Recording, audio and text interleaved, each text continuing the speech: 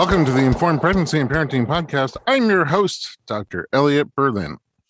My guest today is a guest who we've heard from before. In fact, just a week ago, we sat down to talk about her plans for birth. And I said, like I say many times, birth is imminent. It could happen at any point.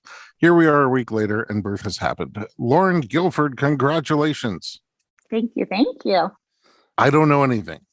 I have no details. I don't know anything. I'm going to find out with you, the audience, exactly what went on. But we could say this. You're a birth photographer. You're a doula. Mm-hmm. Been to many, many births in both roles. And you've seen a lot. And I'm sure a lot of different experiences in a lot of different settings. And you decided you wanted to have a home birth. Mm-hmm. And you surrounded yourself with amazing people. And you made plans. And last time I spoke to you, we were just at 40 weeks. And we made some predictions, actually. Well, your husband and I made some predictions on when the baby would come. It turns out we were right. So, both of you. How was your last days of pregnancy? So we had the podcast. I saw you the next day. Yeah. And I saw you one more time. And our last visit was truly, really in the last days. Yeah, the last days leading up to labor were actually really lovely. You know, we just were kind of wrapping things up. My husband was still working from home, but nonetheless still working. And we were trying to just nest a little bit. We were getting all the things ready, or, any last little bits of things ready at home. And I was doing my usual round of appointments between midwifery care and acupuncture and seeing you. So it was really nice as far as that goes. It was really kind of mellow. I felt really content. I didn't feel any, pressure or idea of when's labor going to start or it should, or this or that. And so I just was kind of moving through each day and trying to get lots of rest and taking care of myself. The only downside was, I think in that last even 2 weeks before birth, but definitely those last few days, my SPD pain was just pretty difficult, which it was fine. It wasn't like I couldn't do things. I just had to stop taking the dogs for walks, which I had really been loving. So just giving up some things like that were, kind of a bummer, but it also felt really nice to just be able to rest at home. And that's pubic symphysis pain. So symphysis pubis dysfunction, SPD.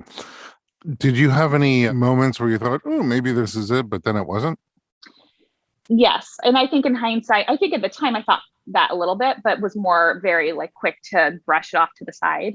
But probably really just, which now looking back on it, probably just was my body getting ready, probably in some of the days leading up to here and there. I remember even saying to my husband, it almost feels like my period's about to start. I'm not crampy, but it just has that sensation that maybe, and I was that's the only thing I could compare it to.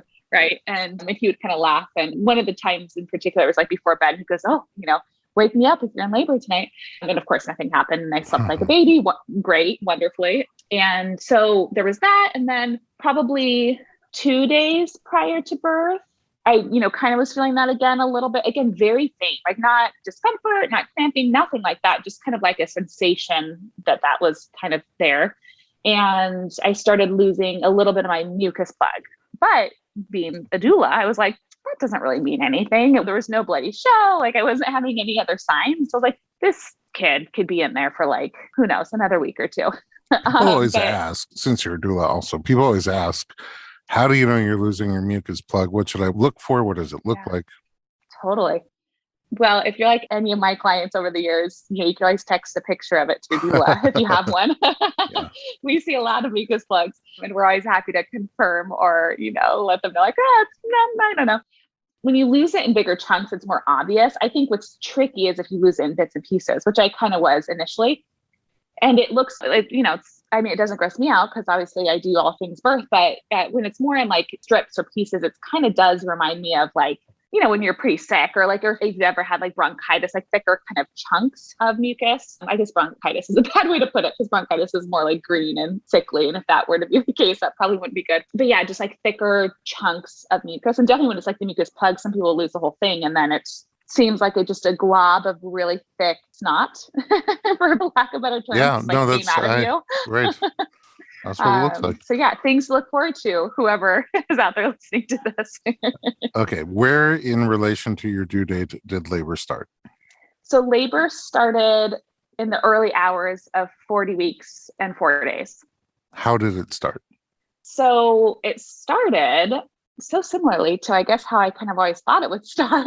We had gone to bed and, typical night of waking up to go to the bathroom one of many times. I woke up around 1 a.m. to go to the bathroom and made my way to the bathroom in the dark. So I would always try to keep all the lights off so I could fall back asleep easy. And, I'm in there for just a minute maybe. And I'm like, oh, realizing I'm kind of crampy, like a little bit more like actual true crampy. And I'm kind of just like, oh, that's interesting. We had finished the bathroom and make my way back in bed. And, by the time I get settled back in bed with all my pillows and all of that, I start realizing so maybe like 5 minutes has gone by. And I'm like, I think I'm having a contraction. And, I'm laying there trying to like settle. And sure enough, within like a few minutes, another one.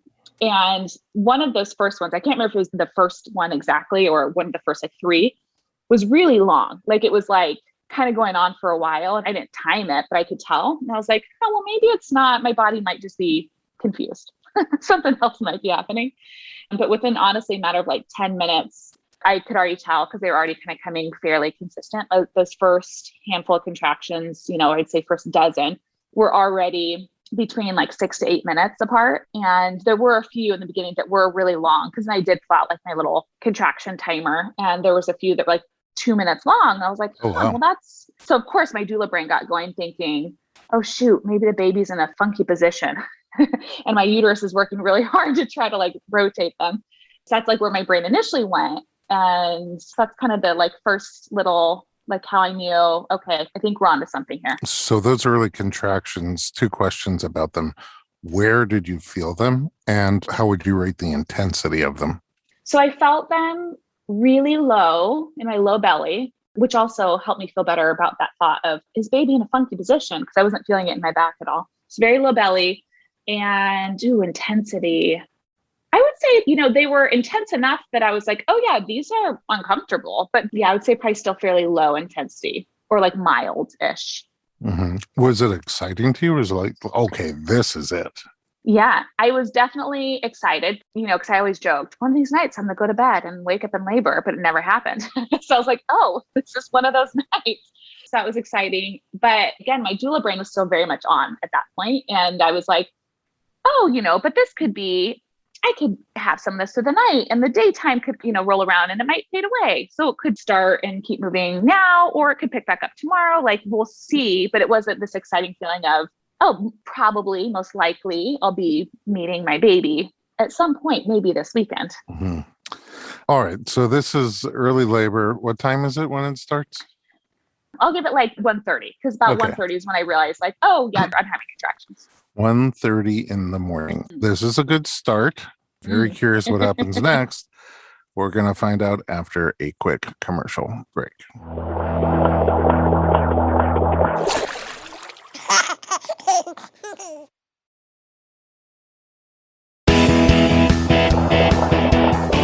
Welcome back to the Informed Pregnancy Podcast. We're talking to Lauren Guilford about her very recent birth story. Okay, 1:30 in the morning, you go to the restroom and boom, you start having contractions and they're low, very low in your belly, not in your back. You feel them, but they're not overwhelming.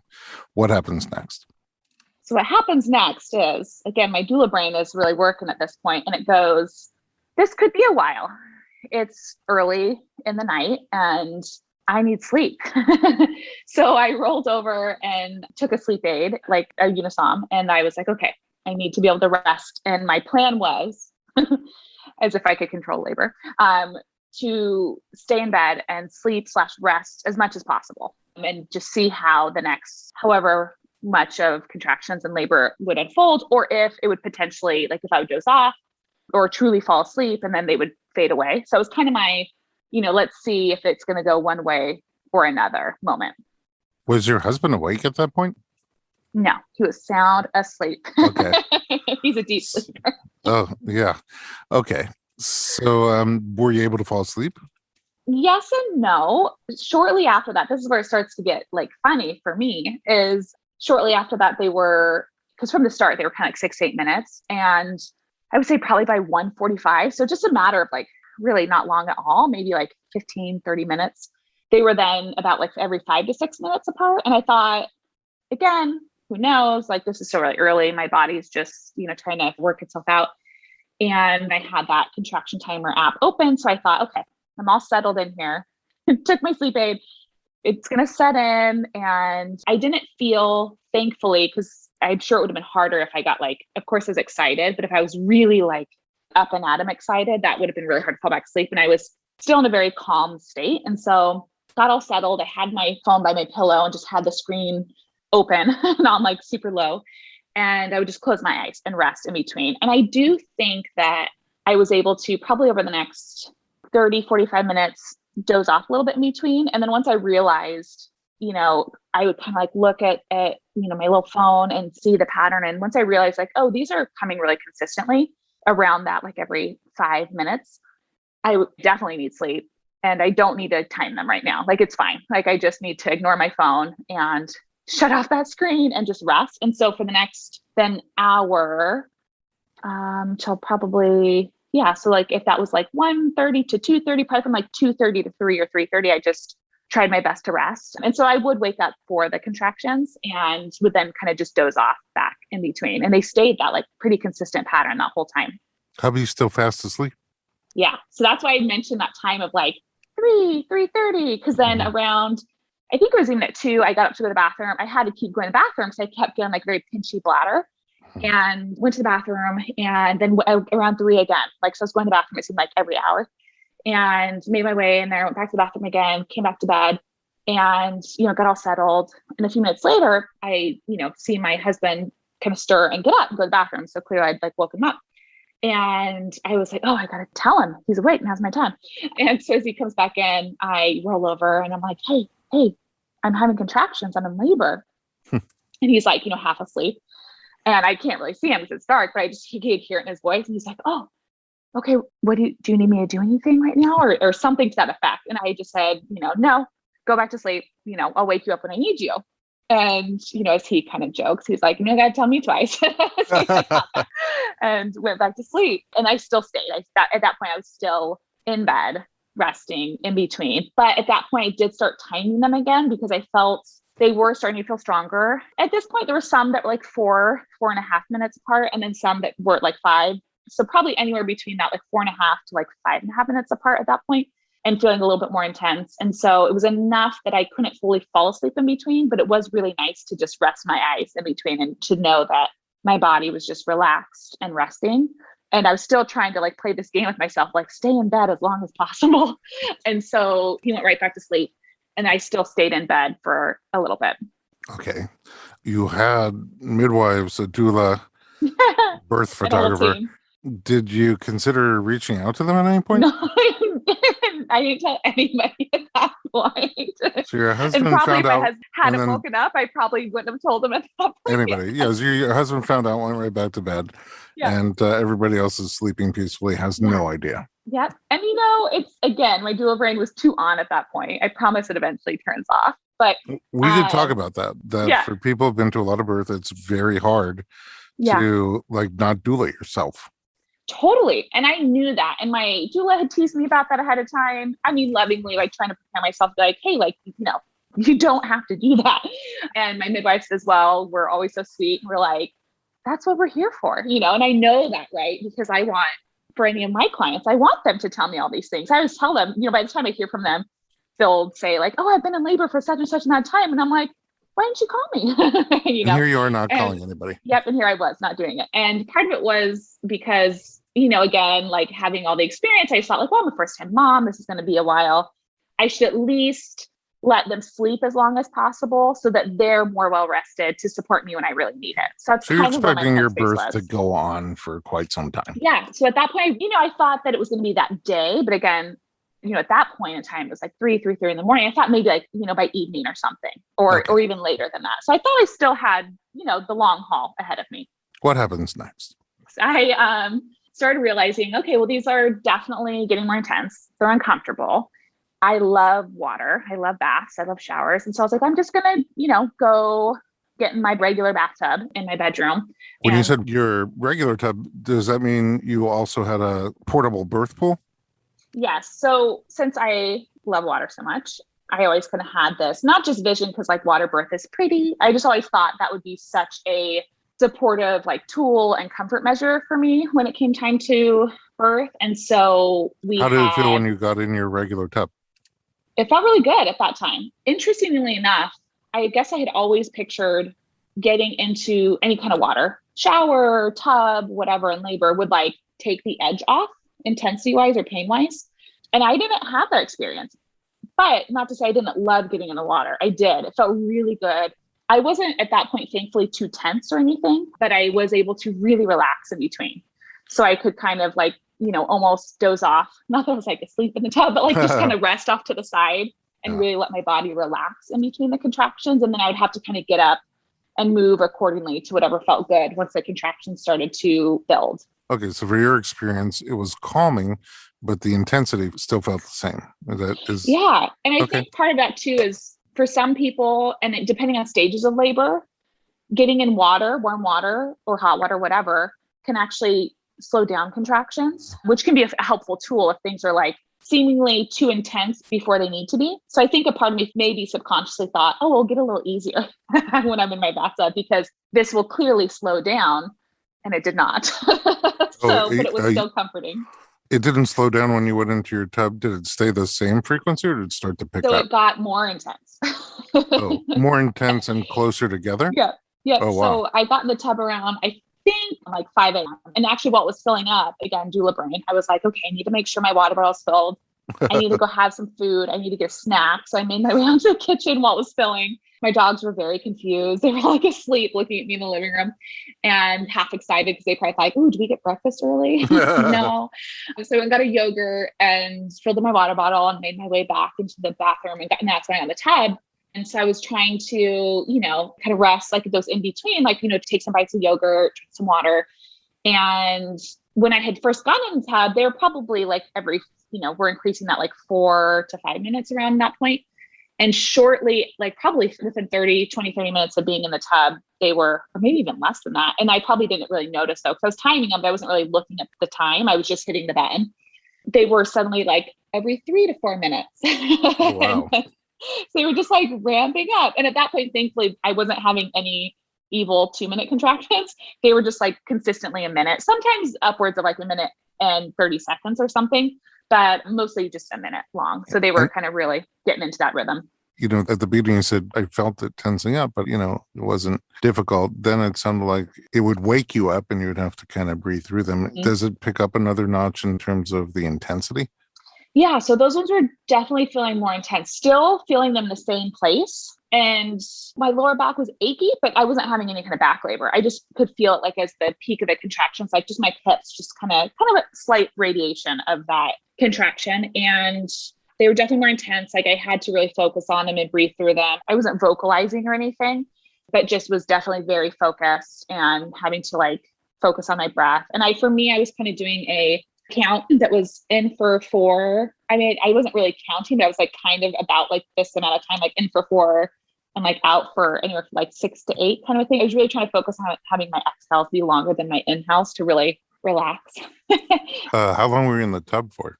So I was in the tub for about 45 minutes, maybe slightly longer. And why did you get out of the tub? So as things were increasing intensity, I was also realizing how close they were getting. The contractions were getting to each other. I decided it was time I needed to wake up my husband. Okay. How did that go? Good. Although, as I was in the tub, because I was like, I don't really want to get out of the tub. I was like, okay, I could holler out of the room and yell his name. And then I realized, well, that's not going to work because I had the door shut. And we sleep with the sound machine on because we're just very large babies. And I was like, there's no way he's going to hear me. I'm just going to be like screaming his name. So I was like, okay, I got to get out of this tub. So I slowly making my way out of the tub, except it's pretty hard to get yourself out of a tub and dry yourself off when having contractions every 3 minutes, it turns out. And so I'm like getting out and I'm like putting my leg over and I'm like, okay, contraction. I'm like leaning on my bathroom counter and then trying to dry myself off. And then I'm suddenly like freezing. And because it's, like 5:45 in the morning in our house. So it's like cold and I'm wet.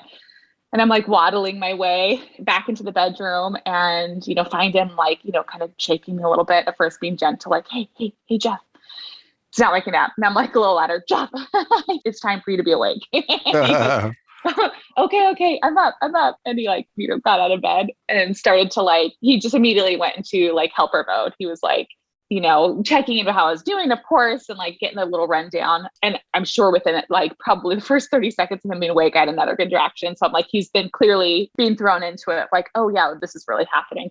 And then he's asking, kind of how he could help me. And I was like, well, I think at the moment, just go start to get some of our birth items together, because we had everything we needed for the birth.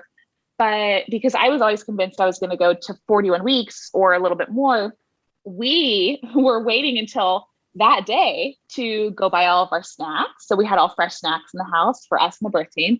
And all of our birth stuff was in the house, but just like not all together in one place. And so we were planning on getting it all together in one place in our bedroom. So nothing was like together. And we didn't have snacks, which actually I forgot to mention that when I was in bed. At one of those hours when I was half asleep in bed, in between contractions, I was on Amazon or like Whole Foods delivery, ordering snacks to arrive to our house in the morning. That's hilarious. Still not in the mood to call any of your team? So at that point, I did start to feel, I like went back into the bathroom, I think to like grab my robe or something. And I was kind of then got like stuck in there for a bit because they were coming so close. And I think within maybe 2 contractions of being back into the bathroom. So this again was probably like just before 6 a.m. I was like hollering out to Jeff because he was already starting to get like strip the bed, like, get things all ready. And I was like, no, I really think we should let Rebecca know. And he was like, okay, do you want her to like come right now? I'm like, no, I just, let her know. And I told him like exactly what to say. I was like, tell him that, this is what's been happening. This is what I've done so far. Like running through again, my doula list of like letting her know all these things. And shortly before I got out of the bathtub, I think just the final like last bit of my mucus plug, and that did have blood in it. So I was like, let her know that, so I'm telling him all these things to text her. So he gets a group chat going. And so I could kind of see it popping in. I'm not in a headspace to be able to read it. I'm just kind of still looking at my contraction timer to keep an eye on things and just focusing on my breath. And I always knew that my doula, works a ton with my midwife team. And so they're close too. So it was kind of always this assumption, more or less. I mean, my midwife still said, call us, be sure to call us. But I always knew that once I told my doula, she would let them know right away, to just like, hey, this is what's going on with Lauren. So that way it kind of was like one less thing for us to try and manage. And so I'm sure that's actually a good question. I should ask her. I haven't asked her about that. I'm sure she probably texts them shortly thereafter to be like, hey, just a heads up, like this is what's going on with Lauren. But yeah, so I was right around 6 a.m. that I was finally starting to alert my team. And were they thinking maybe we should come over now, or were they? Yeah, so I think that my doula, she was trying to, it's cute because I could like look back at the group chat now to like see what her and my husband were trying to like figure out together. And I think she had a similar thought that I did, which was, this seems a little too intense too soon. She was asking my husband, like, does she need support right now? And, does she feel like, I think that was one of the first things. Does she feel like she needs support right now? And I couldn't think of what I wanted because nothing was, like the tub was nice, but like really it was just my breathing that was getting me through it. And so I couldn't conceptualize, oh yes, I need someone here massaging my back right now or something. I didn't have an urge of like, I need that to get me through. And so it still felt like, oh no, like I think I'm, this is intense, but like I'm managing. And in my mind, again, I was thinking like, oh, like, so maybe like eat breakfast, have some coffee, take care of yourself before you come on over kind of a thing. And I didn't say that because there was no words, right? Like I was already now, in hindsight, it's funny looking back, but I was already losing that language, right? Like I was just kind of like going off into my own little headspace. And so she was giving me suggestions. She's like, oh, well, have you seen the dogs yet today? Like maybe go out in the living room, like see the dogs. And in my mind, I'm like, oh, I don't want to see the dog. I could already like, some of those like irritations that like as labor is getting more intense. It was raining that morning. And so she's like, oh, maybe it's really pretty outside. Like maybe you want to go like stand on your back porch and like, see the rain. And in my mind, I was like, no to all these things, and I didn't say that. And I did all those things. I went out in the living room, saw the dogs. They were frantic.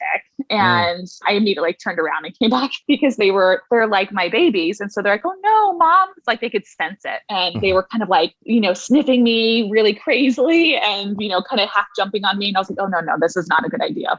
And I did go to my back porch in just like my robe. And I stepped out, and I remember for a split second, I was like, oh, it's so pretty. And then I immediately, like, a contraction was starting. I was like, oh, I can't be outside. I need to go back inside. So everything I was trying to do to see if it would change my labor at all, maybe to slow it down or whatnot, to gauge if, like, yeah, is this really picking up this fast, or is it going to start to slow down as the sun comes up, type of thing. So everything you tried to maybe slow them down not only didn't work, but things are picking up, getting closer together, stronger, longer surges. Yes. And I'm thinking, where's my break? I just, so yeah. And things were just super intense, and totally at that point, like intensity wise, everything was still feeling in the same places in my body, was just definitely cranked up quite a few notches. And my contractions were at this point really consistently 2 to 3 minutes apart, minute long. And that's when my doula arrives. All right. The team is starting to arrive. What happens next? Tune in after this commercial break and we'll find out.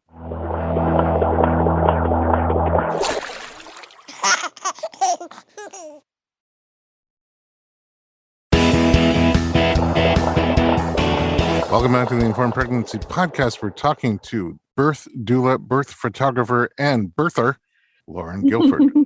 Your labor is picking up fast, and the team has been alerted. Your doula shows up. What happens next?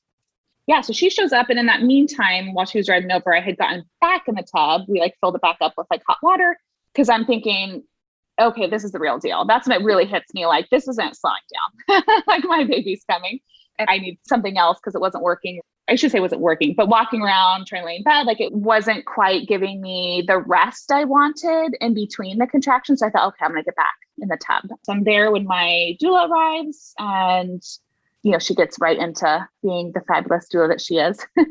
And photographer. And photographer, totally. Yeah, she comes out like, gear in hand, and starts capturing my husband and I together. And of course, checking in on all the things and seeing how I'm doing. And does she give you an assessment? Yeah, so she's, kind of checking in on, where I'm feeling it, and asking like how long I've been back in the tub, kind of getting some information of what has happened in the last 30 minutes. She was closer than 30 minutes, but, last chunk of time since we were talking before she got in the car to head over. And I think at that time too, because she was updating my midwives. So she was trying to see how I was laboring, gather some details from me to then ultimately let my midwives know, like, hey, yeah, you guys should go ahead and come on over. And how long between then and the time they got there? Yeah, so my midwives arrived at right around 9 a.m., so about an hour later. Okay. And during that hour, were you in the tub the whole time? I was. Yeah. This is your regular bathtub. Yep, my regular tub in my bathroom. And yeah, so I was in there the whole time, and, trying various positions, nothing. This is how I really knew things were like really ramping up, because nothing during a contraction felt good, which I know that happens, but still, being a human, I was trying to find something to there must be another way that this feels slightly better, and no matter what position I was in, it would feel really intense. And that is when I started feeling a bit more pressure. And I remember telling Rebecca and my husband, not that my husband would particularly know, but I was just like, I feel a lot of pressure, and I know it's my bag of waters, and that bag of waters is bulging. Where was that pressure? Where did you feel it? I felt it mostly really low. I mean, I felt it truly, it felt like it was against my cervix, the same kind of area that I used to feel my baby push their head, and their little hands nudging. So I felt it really low in my pelvis, and slightly against, kind of slightly it wasn't quite because so many people talk about pressure and having that sensation they have to have a bowel movement. It wasn't quite to that extent. It was much more just down really low in my pelvis at that point. Did it break? So no, but I became determined that I wanted it to break. And I remember I had this split second thought of I wonder if I could just ask, when my midwives arrive, if they could just break my water for me. And I was just immediately no, Lauren, we're not going to do that. I don't know if this is you, but I've been to a couple of births where midwives for sure, but doulas also learn to check their own cervix. So I had been checking my cervix. So earlier in the tub, the first time I ever got in the tub, I checked it, and I was 2 to 3 centimeters. So when we had told my doula to come, that was one of the details I told my husband to include, just that hey, there's been progress. I'm 2 to 3 centimeters. And when I was in the tub before my midwives arrived, I self-checked again because I think I needed to have that reassurance because it was getting so intense. I wanted to know, like, but am I progressing, or is this just like some weird, crazy labor that's going nowhere? So I checked myself again, and I didn't at that time. It's hard to give myself a number because those contractions were coming so frequently that I really was only in there for like a brief moment, but it was just enough to feel that a lot more of my cervix had gone away. Okay. And I could feel that there was a chunk of my cervix left towards the anterior part of my cervix, which also makes sense because every time I went to like all like hands and knees, it really didn't feel good. And I'm sure because that cervix really needed to go away. Pushing into it. So I kind of had that idea. So my midwives arrived and they, did a full assessment of me and checking in on baby, and everything was perfect. My blood pressure was super great. Baby sounded phenomenal. And she offered, she's like, do you want to get checked? Like, if you don't want to, you don't need to. Like, clearly you're in like active labor. Like, this is going really well. Everything looks great. What do you think? And at that point, I didn't care as much about the number, but I kind of thought, maybe it's a smart idea for me to get out of the tub to like switch things up a bit. And so I was like, yeah, I think I should get out of the tub. Like, why don't we just go ahead and check my cervix anyways? So I make my way into my bedroom, hop in the bed, which that was a whole thing. The check was not uncomfortable at all. Getting into bed was highly uncomfortable. So she checks me, and I was 6 to 7 centimeters and fully effaced, and baby was really low. Oh, wow. Okay. Yeah. So things are moving along. Yeah. And I laughed out loud and said, that's it? My whole team was like... But that's transition at that point. Yeah, totally. And my whole team was like, laughing back. And they're like, that's great. Like, you're going to meet your baby soon. And I wasn't ever like in my head thinking, oh, the baby's never coming. That was never a thought. I was just like, yeah, you're right. Okay, yeah, the baby's... Like, I could just like, I was getting that headspace of like, just kind of that birth worker confirmation of like, totally, this is progressing. Like, I know when people start to vocalize some of these things of like, how much longer, or, like, man, this is really hard. It's transitional talk. So I was reassured in that as well. Is that when you generally fill the tub? Yeah, I think right around then the tub was inflated, or right after then they inflated it and they started to get the water going. And then in the meantime, my midwife could kind of confirm, like, yeah, you've got like this bit of, cervix in front. And so after finding out that update assessment of where I was at cervix-wise or like progression-wise, my doula was like, hey, well, you're exhausted. And I was saying, I'm so tired. I just, can we go back to those 5-minute apart contractions? I just want to sleep. And she was, loving on me and reassuring me. And I was like, why don't you stay in bed for a little bit? Let's get you in a couple of positions to, just try and help that cervix melt away. So I did either side, like basically like extended, exaggerated side lie with pillows underneath, whatever leg, depending on what side I was on, was like crossing over. And that was really uncomfortable. And I remember thinking like, man, I feel so bad every time I've done this to any one of my clients. But at the same time, it just felt so intense. And I just knew it was so intense because I needed to do that work. Like, I knew that was what needed to be done. And so at this point, like, from the time my doula got there, even I was definitely vocal through the contractions, like kind of low, like moaning and still focusing on my breath. But I started to get pretty grunty during that time.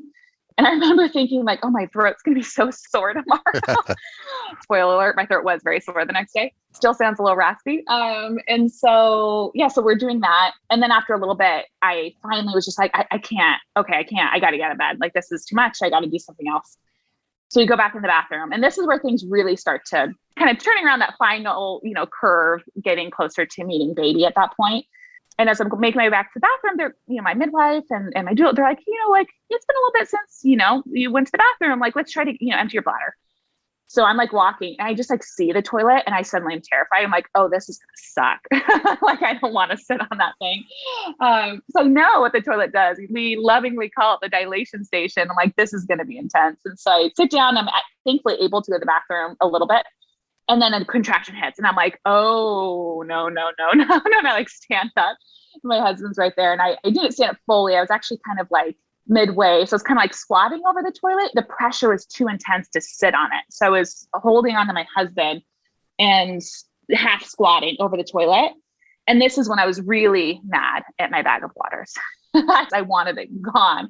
And my midwife asked me, like, well, if you bear down a little bit, like, what happens? And so I like kind of bear down and nothing really happens. And I'm like, dang it, that bag of water. Like I just in my head, I'm thinking like, just go away, go away. So I got my baby. And I think I thought, in the moment, I thought if that just goes away, I'll have a teensy bit of relief. And then I'll push out my baby, So for whatever reason, I had this, like, I think it was kind of this like carrot dangling in front of me. Like if I just break it, I'll get a little relief and then I'll push out my baby.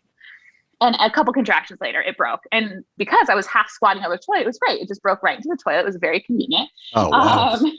And you're a very tidy birther. Yeah, very tidy birther. So my midwife pops over to double check to make sure the color, and thankfully it was clear. And then that's where things really shifted sensation wise, because I really did start to feel like a different kind of pressure. So? And now it makes total sense because the pressure I was feeling before was so much in my cervix. Like it felt like really low on my pelvis. Like I could almost picture that it was on the cervix, and totally was, because my bag of waters was just pushing up against whatever cervix that was left. So once that was gone, instead of just having that very like specific area of pressure, the pressure grew, but I did start to feel it more like kind of back into my whole pelvis, like, and back into even, kind of, I guess a little bit more of that kind of bowel movement type pressure. Rectal pressure. Yeah, it really was rough. And it was interesting. It was almost like this sounds like it'd be really painful, but I almost could feel like more pressure on my tailbone even. Like it just was really, everything was getting really low. And, my midwife asked me to, knowing, because when she arrived here, I was like telling her like, oh, I checked myself when I was this. And she laughed at me and she was just like, oh, Lauren, you doula, like just was, kind of like, laughing at me doing all this stuff. So she asked me though, she was like, well, do you want to feel on there and tell me what you feel? And I kind of like nodded like, oh yeah, I want to feel. And so I felt inside, and sure enough, there was baby's head. And one, I mean, that's, as you can imagine, so encouraging. So I was like, oh, that's my kid. That's cool. And two was the coolest feeling because as a doula, and for those that maybe don't know this listening in, like doulas don't perform clinical tasks. So while yes, I was checking myself, I don't do that for any clients. I'm not qualified to do that. And that's not my role as a doula. So I've never felt a baby's head. And, in that position. Oh, interesting. Yeah. And at this point, you still don't know what you're having, right? No. And I Total did. surprise. And I remember I felt, and I was like, I think I even said like, that's my baby. My baby's right there. So it's kind of this, and everyone else was, chiming in like, yeah, you're going to meet your baby so soon. That's your baby. So from that point though, I was like, okay, but I need to get off this toilet because now this pressure is like, too much. Like I need to get off. Oh, so where do you go? So I started to try and make my way out of the bathroom, but I'm sure anybody who's given birth, listening is probably laughing and like, oh, I've had that, but too, like I was just kind of stuck. Like I couldn't really move. I was able to get off the toilet and then just right next to our vanities, right next to the toilet. So I just kind of turned around and then I was kind of just leaning on the counter. And I was kind of doing this weird dance of sorts of like, I would come up on my tippy toes. Like I would switch my legs and the contraction just to like give myself some type of distraction.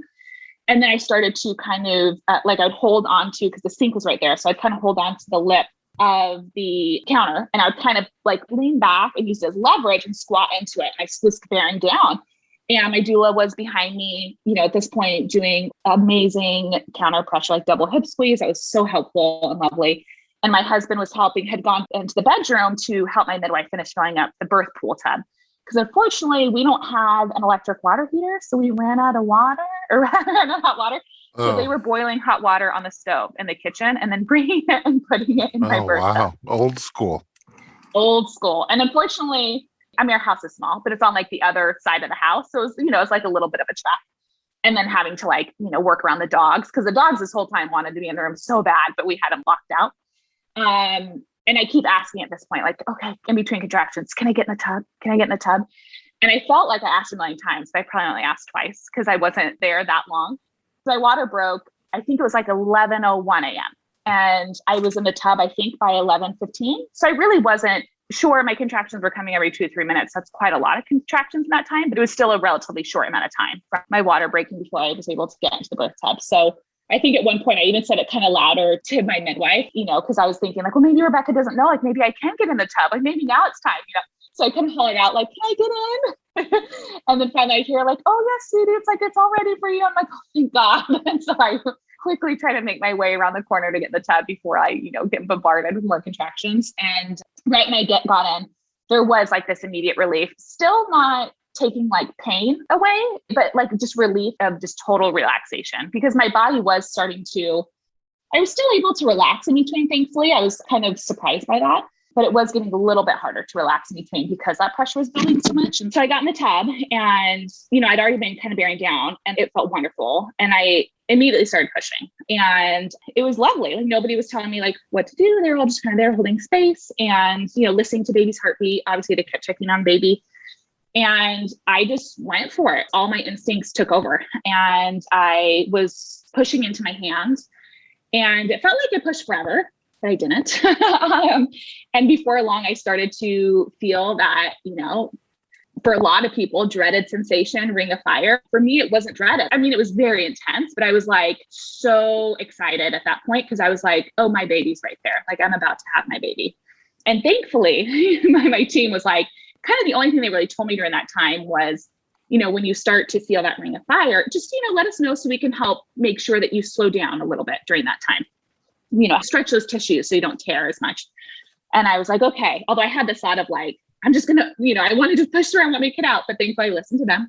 So as I was pushing out the baby's head, it surprised me that when I thought the baby's head was fully out and I could feel it in my hand, there was like a little bit left of the head. And I assumed maybe that was the baby's chin then coming out. And the only thing at that point that was, I guess, unexpected was I noticed, and this all kind of happened in a split second, is I next expected the baby to feel the baby like rotate, and the baby wasn't doing that. Like I wasn't feeling the baby's shoulders rotate. And so I actually had true shoulder dystocia, but nothing about it was scary or even felt like emergent. I mean, that could be something that could be an emergency, of course, but my team was super calm and they just, I had wanted a more like hands-off delivery. I really wanted to like deliver the baby into my hand, like and really pull the baby out.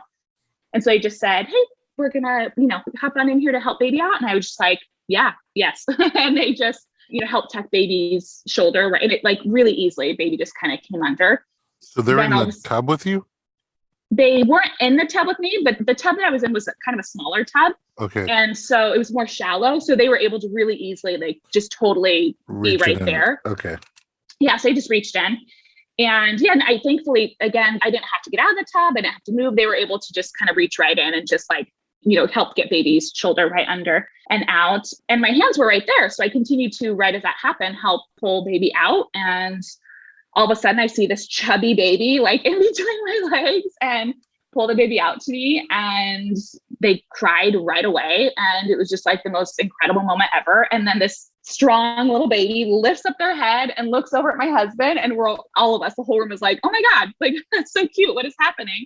So the baby was underwater? Yeah. So born in the water. Mm-hmm. Born in the water. And then when the baby lifted their head, did they come out of the water? So no, they didn't come out of the water. Oh, well, yes. But I mean, baby was fully born into the water. And then, I lifted baby out of the water onto my chest. And then baby, let out a big cry. And, and they immediately were like, checking in on baby and listening to baby. And then baby just like right after that, like lifts their head up off my chest and looks over at my husband. And it was like the sweetest thing. And I think there's even a picture of me they're seeing because I'm like shocked. I'm like, oh, whoa, what are you doing? And, baby kind of plops their head back down. I look over my husband and I was like, okay, are you ready to see like what we had? You want to like meet our baby? And then I just pull the baby off of my chest so that their bottom is kind of sitting on my stomach. And here we're looking. And of course it was a girl. And so I saw these little lady bits and I was like, oh my God, we have a daughter. And my husband and I both broke into tears. So it was a very, very sweet moment. And the best surprise of my life. Like I, hands down, like that was the coolest thing. And even throughout labor, in the back of my mind, I kept thinking, and I wouldn't even say it out loud, like, especially when contractions really tough, like I'd kind of rub my belly and say things like, baby, I can't wait to meet you. Who are you? Like, who's in there? Like, I'm going to meet you soon. I know you're working hard too. We're both working hard. I can't wait to meet you. So of course I would have probably still felt that way if I knew what we were having, but it was just this extra sweetness to be like, okay, I'm going to cross that finish line and I'm going to see who my baby is. And I'm going to meet them for the first time. Yeah, it's a cool moment. It's a cool moment. Wow. What an intense birth you had. Like they're just concentrated over what? Yeah. It started at 3 a.m. kind of? So contractions were like 1:30 and then she was born at 12:10. So what's that, like 11 hours? Yeah, about that. Yeah. So, Yeah. I mean, for a first baby, that's pretty quick. Yeah. I was not expecting that. I don't think And it was a daytime birth, and I wasn't expecting that either. And as a photographer, let me tell you, that is a special gift because the lighting. it was beautiful. And I was like, thank you, little baby. Like that was the best gift you could have ever given me. A pretty straightforward birth. Of course, shoulder dystocia isn't necessarily considered a part of some straightforward birth, but it was handled so safely and swiftly, and it thankfully wasn't scary at all. And baby was totally fine, and I was totally fine. But really, everything else was just such a straightforward, safe, healthy birth. Like I couldn't be more thankful. Like I still am so in awe of the experience and this little baby making their way into the world. Yeah, you're multitasking with the podcasting and feeding baby. Now we could say feeding her. Feeding her. We know her name is Rory, so feeding this little girl. Oh, so sweet. Yeah. Wow, Lauren, congratulations. That's a really beautiful story. And it's hard to believe that just over a week ago we were sitting together and you're like, this is the story I want to have. And I'm confident we're going to have this story. And boom, other than a couple little details, things went according to plan, which is really nice. Yeah, I feel really, really lucky. I'm grateful to have worked with you during pregnancy. Yeah. I look forward to working with you postpartum, some new mama now you gotta TLC. Fix this body. Yeah. And I'm grateful for you sharing your story. Thank you so much for joining us. Yes, thank you so much for having me. And at home, thanks for listening to the Informed Pregnancy Podcast. Connect with us online, perhaps Instagram if you've heard of it. We are at Dr. Berlin, DoctorBerlin.